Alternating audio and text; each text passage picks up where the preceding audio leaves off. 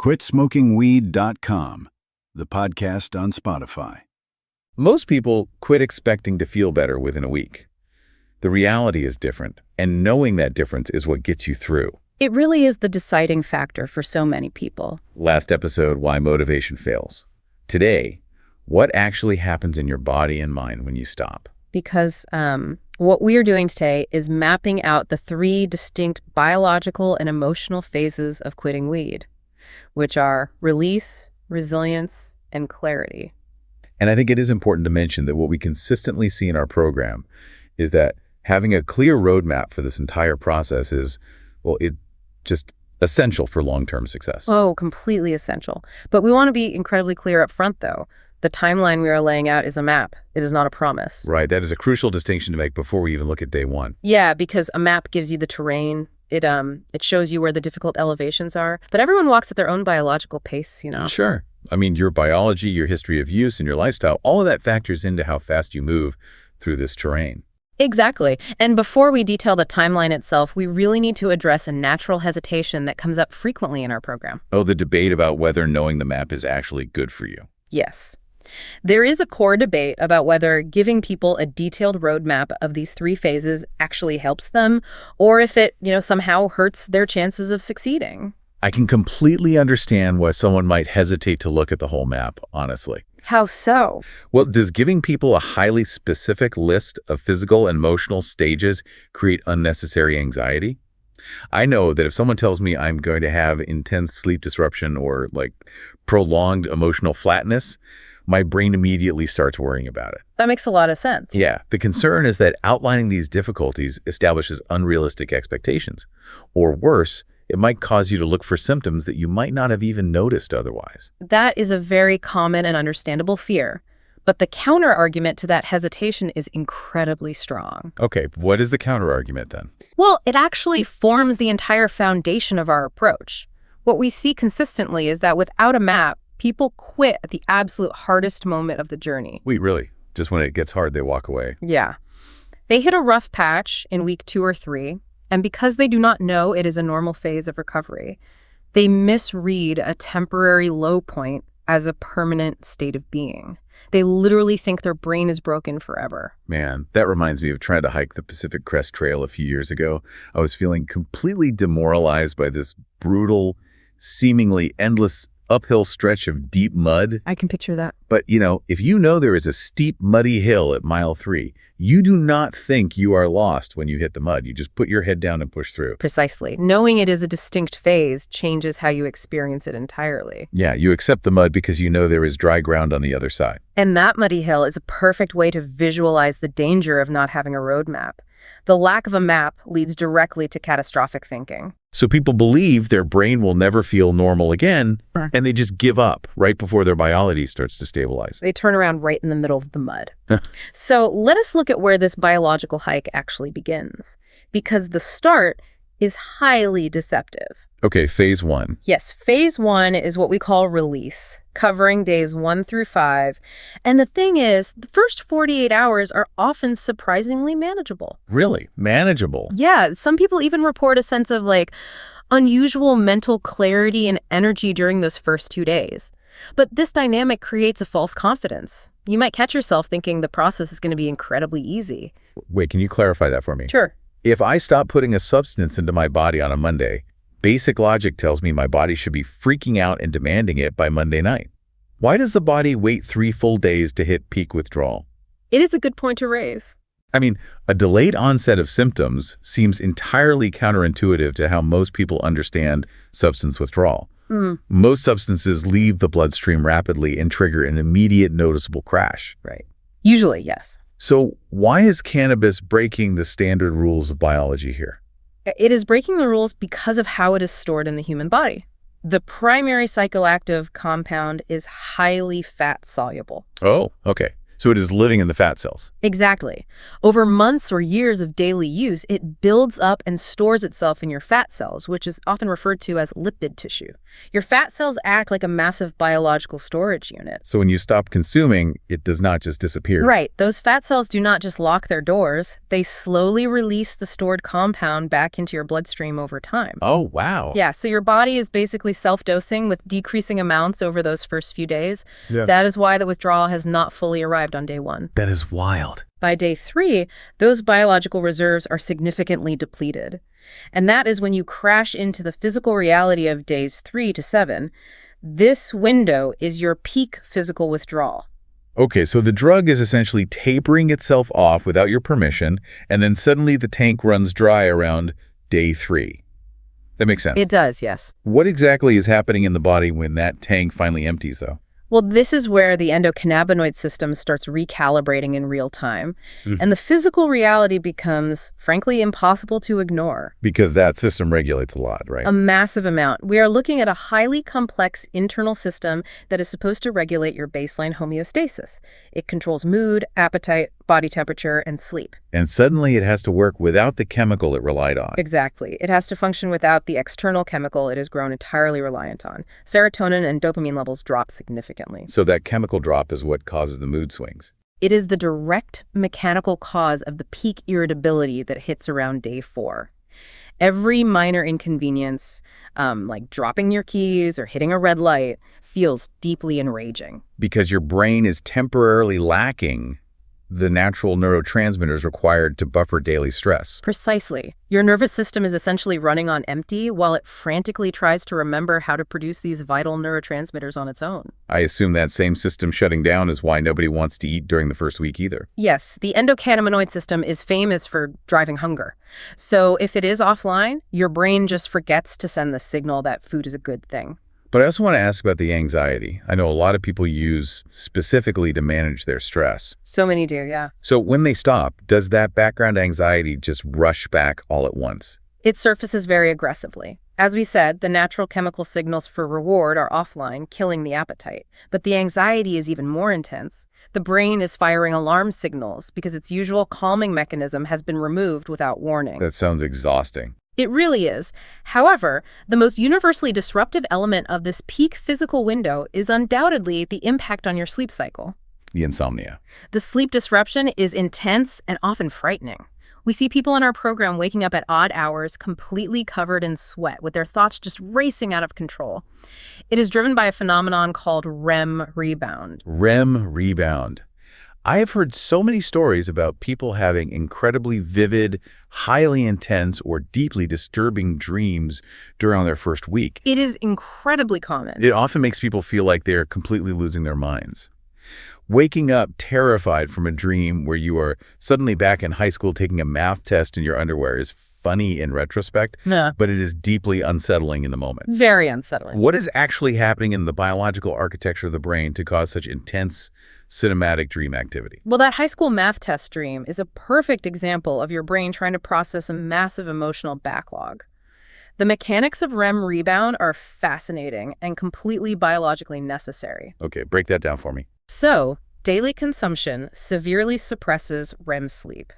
And REM sleep is the specific phase of the sleep cycle where we dream and process emotional memories. It is sort of like the brain's nightly filing system, taking the stress of the day and sorting it out. Exactly. So if you have been using regularly for months or years, you have a massive accumulated deficit of REM sleep.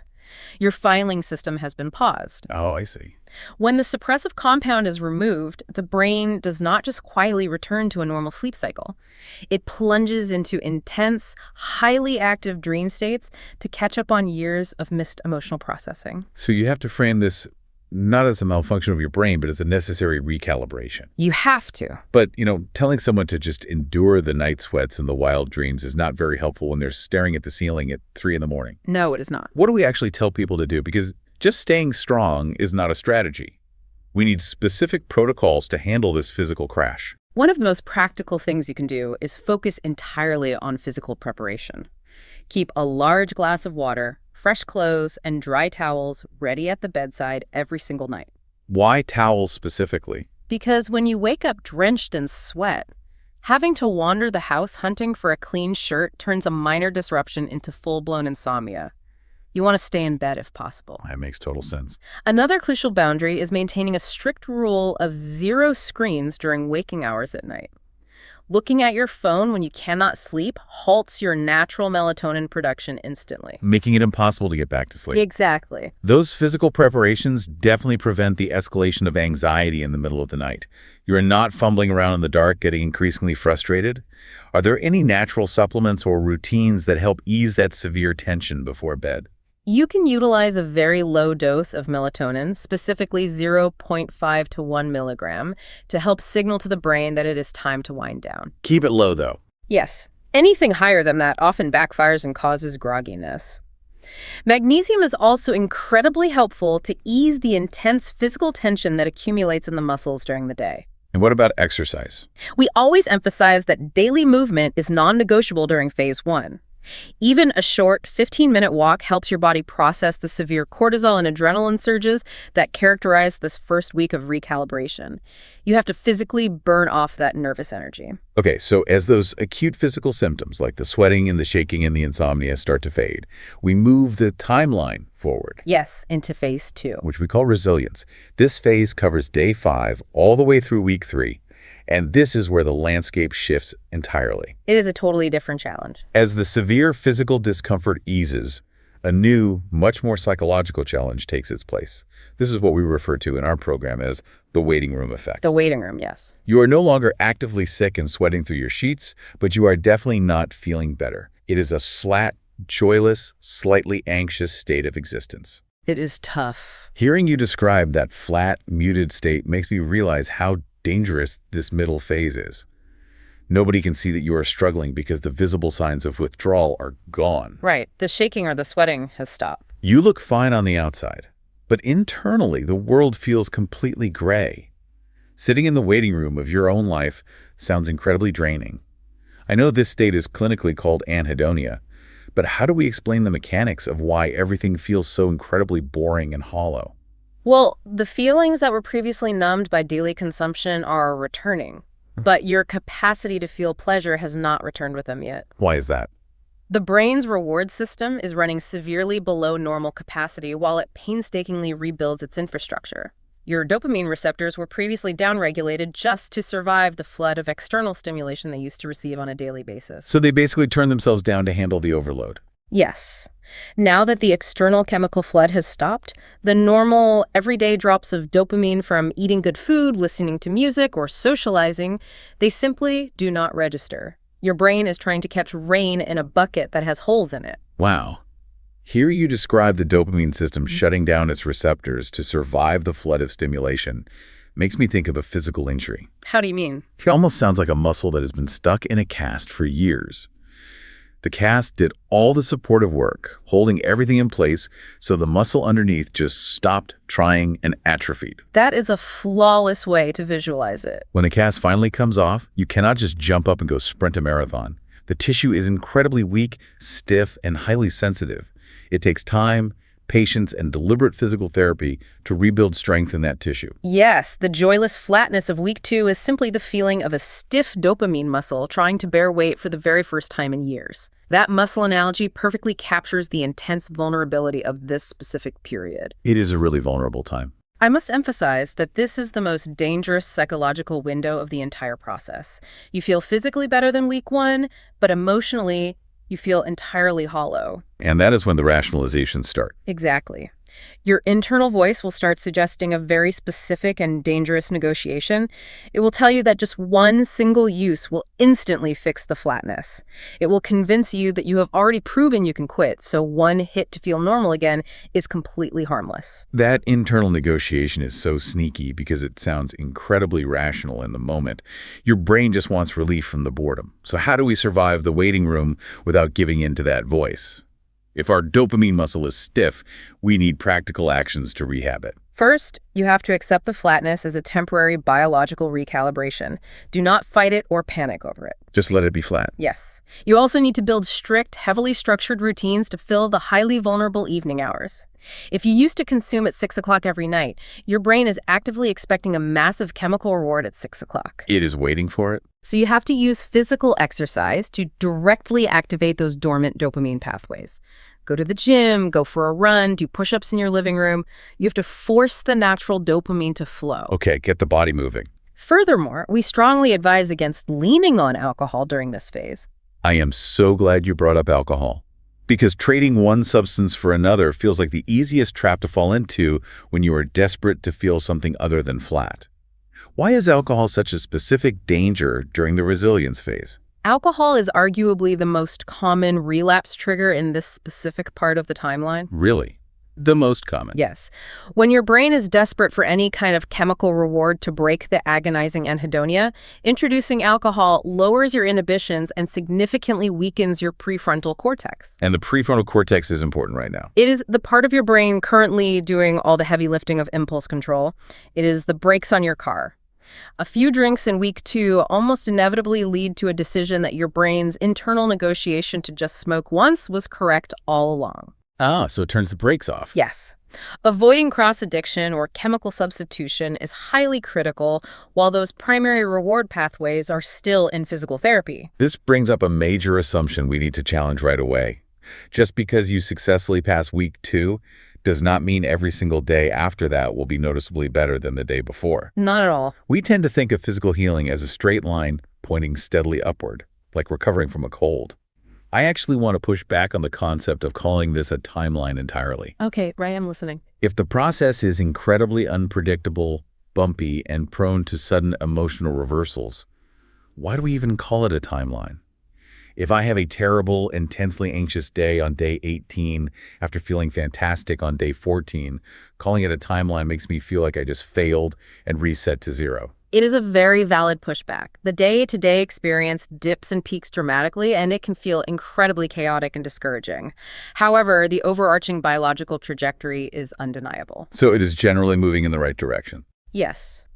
We use the map to show that the trajectory is generally upward, but it is entirely non-linear. A bad day in week 3, after a genuinely great week 2, does not mean something in your brain is broken or that you have lost your progress. That is a relief to hear. It simply means the emotional phase of your recovery has arrived and your brain is testing new neural pathways.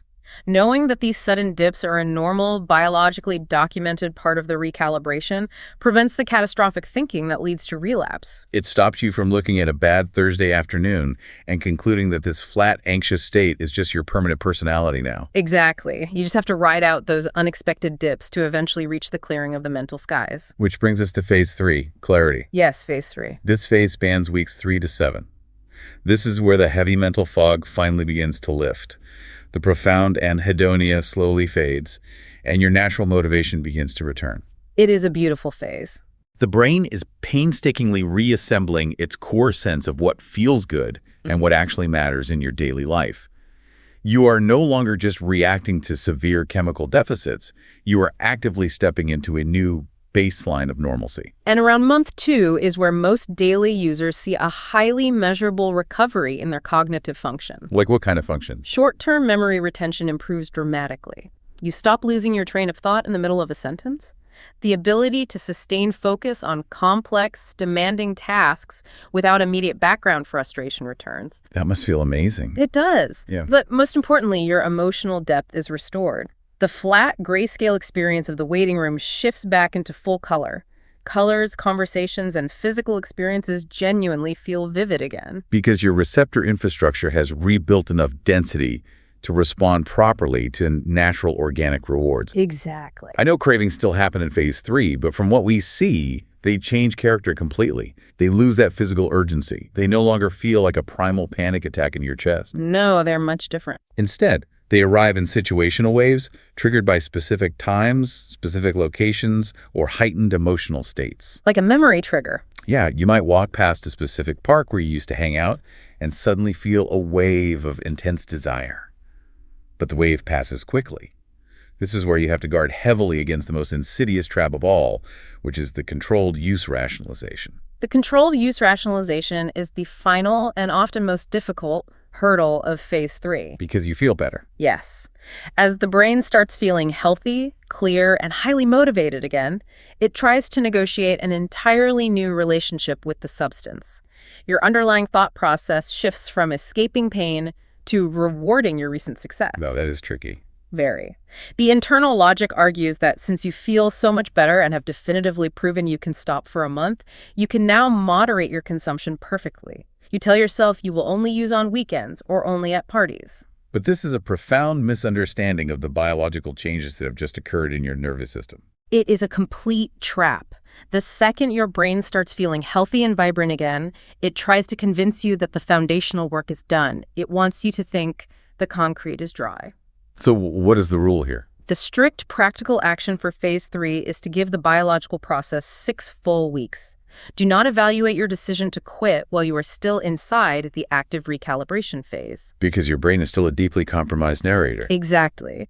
It is trying to objectively assess its relationship to a substance while simultaneously craving the massive dopamine spike that substance used to reliably provide. Evaluating your core decision before 6 weeks have passed is exactly like judging the structural integrity of a new house while the concrete foundation is still wet. I love that. The concrete is still wet.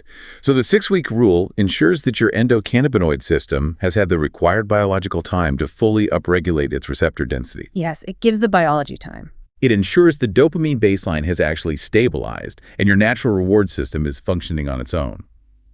Only after this profound physiological normalization has occurred can you look at your life, your focus, and your emotional stability with genuine clarity. Right, because before those 6 weeks are up, you are making decisions based on withdrawal, not reality. Okay, let us briefly recap the overarching journey we just mapped out. You start with phase 1, release. This covers the first 5 days and is characterized by intense physical recalibration, sweating, severe sleep disruption, and the slow clearing out of the chemical from your fat cells. Then you enter phase 2, resilience. Right. This is the waiting room from day 5 through week 3, marked by profound emotional flatness, a stiff dopamine muscle, and a highly vulnerable reward system. And finally, you reach phase 3, clarity. This spans weeks 3 to 7, where the mental fog finally lifts, organic motivation returns, and you have to dodge the dangerous trap of controlled use. This map proves that what you are experiencing on day 4 or day 14 is not a random punishment. It is a predictable, biologically documented sequence of repairs. Understanding these 3 phases transforms a terrifying, chaotic unknown into a highly structured process. It really does. I want to leave you with a final, empowering perspective to mull over as you navigate this terrain. The intense discomfort you are feeling right now is not a sign of weakness.